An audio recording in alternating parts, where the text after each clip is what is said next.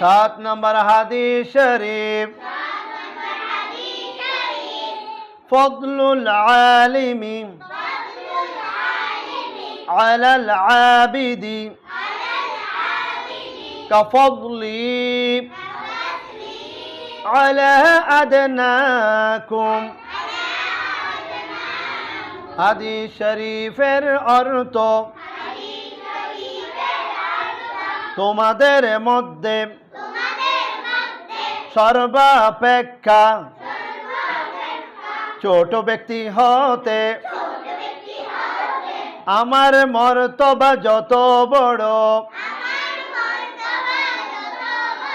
বেইলম আবেদের চেয়ে একজন কাঠি আলেমের মর্তবা তত বড়।